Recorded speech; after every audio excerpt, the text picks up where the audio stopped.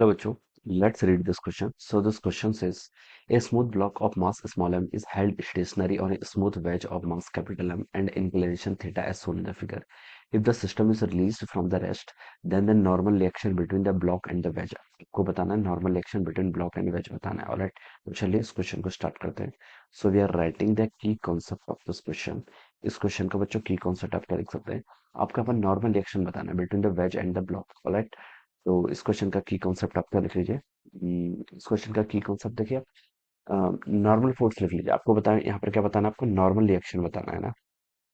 Normal reaction will be the key concept of this question. Alright. ये क्या हो जाएगा इस क्वेश्चन का आपका की concept.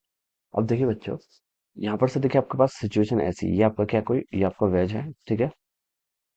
This is a wedge. Wedge के ऊपर देखिए आपने क्या रखा हुआ है, यहाँ पर एक आपका एक मास है, ठीक है. This is a mass body है जिसका मास कितना आपका स्मॉल एम के इक्वल है, ठीक है. दिस इज अ ब्लॉक जिसका मास कितना है स्मॉल एम है. तो हम बता सकते हैं देखिए इस पर एक mg फोर्स तो ऐसे वर्टिकल ऐसे डाउनवर्ड डायरेक्शन में लगेगा, ठीक है. एक यहाँ पर क्या लगेगा आपका नॉर्मल लगेगा. दिस इज अ नॉर्मल, ठीक है. नॉर्मल यहाँ पर mg के देखिए बच्चों आपके क्या आएंगे, दो कंपोनेंट आएंगे. ये एंगल बच्चों आपका क्वेश्चन में थीटा दे रखा है, तो बाय ज्योमेट्री हम बता सकते हैं this angle should also be equal to theta, ठीक है. तो ये क्या ये जो होना चाहिए, this is our mg cos theta, ठीक है. ये कंपोनेंट और ये वाला जो कंपोनेंट होगा, ये कंपोनेंट तो आपका mg cos थर्टी हो गया. और ये कंपोनेंट कितना हो जाएगा, mg का साइन थीटा होना चाहिए, ठीक है. ये हम बता सकते हैं. बोलेगा कि if the system is released from the rest, okay. अगर हम सिस्टम को क्या कर रहे हैं, ये स्मूथ सर्फेस है तो फ्रिक्शन फोर्स तो आएगा नहीं. बोलेगा सिस्टम को रिलीज फ्रॉम रेस्ट कर रहे हैं, then the normal reaction between the block and the wedge, ठीक है. तो ब्लॉक एंड द वेज के बीच में देखिए क्या होगा. देखिए इस क्वेश्चन में देखिए हमें ये कहना पड़ेगा कि अगर देखिए ये मास क्या करेगा आपका, इसको हम रिलीज करेंगे, ठीक है. तो मास जब आपका नीचे को मूव करेगा तो टेंडेंसी होगी कि जो आपका वेज है, वेज आपका बैकवर्ड डायरेक्शन में मूव करे. क्या करे आपका वेज की टेंडेंसी होगी क्या, बैकवर्ड डायरेक्शन में मूव करने की. तो वेज क्या करेगा बच्चों, आपका बैकवर्ड डायरेक्शन में क्या करेगा, मूव करेगा. वेज बैकवर्ड डायरेक्शन में मूव करेगा तो हम बता सकते हैं कि अगर कोई ऑब्जर्वर यहाँ पर बैठा हो ऑन द वेज, ठीक है, उसे क्या लगेगा कि वो एक्सल नॉन एक्सेलरेटेड फ्रेम में है, ठीक है. तो ये अगर देखिए ये यहाँ पर जो आपका वेज है, वेज का भी मोशन हो रहा है, ठीक है. तो हम बता सकते हैं कि ये क्या आपका नॉन एक्सेलरेटेड फ्रेम हो जाएगा. कैसा फ्रेम हो जाएगा, नॉन एक्सेलरेटेड फ्रेम, ठीक है.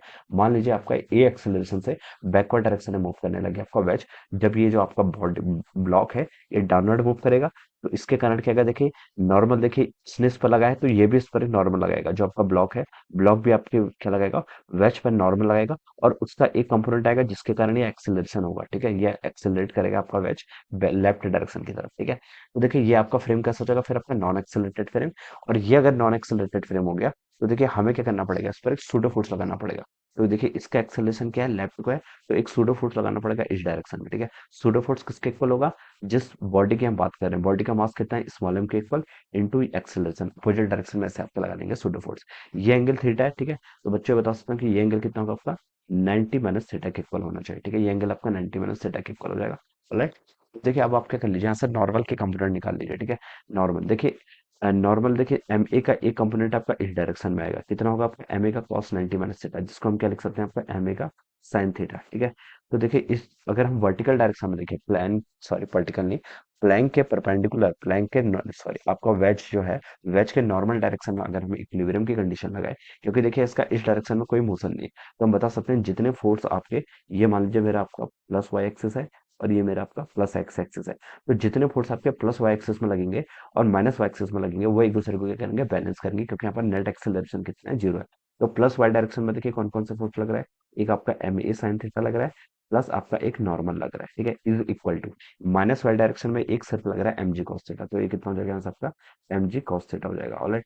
तो यहाँ से आप लिख सकते हैं नॉर्मल कितना हो जाएगा, नॉर्मल की वैल्यू हो जाएगी आपकी mg cos theta minus of our ma sin theta. So this should be the normal. एक जगह आपका यहाँ पर इस कंडीशन में नॉर्मल हो जाएगा. नॉर्मल कब होगा, जब जब ये आपका ये ब्लॉक क्या करेगा, आपका मूव करने लग जाएगा, ठीक है. तो ये आपका नॉर्मल हो गया. तो देखिए बच्चों हमसे पूछा था कि normal reaction between the block and the wages, ठीक है. ए ऑप्शन में लिखा है mg cos थीटा, तो ये तो रॉन्ग हो जाएगा, ठीक है. बी पे लिखा है कि lesser than mg cos theta, mg cos theta से लेस होगा. तो बच्चों ये स्टेटमेंट आपका बिल्कुल ट्रू हो जाएगा, ठीक है. mg cos theta minus m sin theta है तो ये लेस होना चाहिए. सी पे लिखा है ग्रेटर, तो ये भी रॉन्ग हो जाएगा. डी पे लिखा है may be less or greater depending upon the whether mass m is less or greater, ठीक है. तो ये भी क्या हो जाएगा आपका रॉन्ग हो जाएगा, ठीक है. mg cos थीटा नहीं हो सकता, ठीक है. तो ये आपका रॉन्ग हो जाएगा. तो बच्चों कौन सा ऑप्शन ट्रू होना चाहिए, यहाँ से आपका बी ऑप्शन ट्रू होना चाहिए. So we can say that option B क्या होगा इसके करस्पॉन्डिंग आपका correct answer. So I hope you all understood this concept. All the best and thank you so much.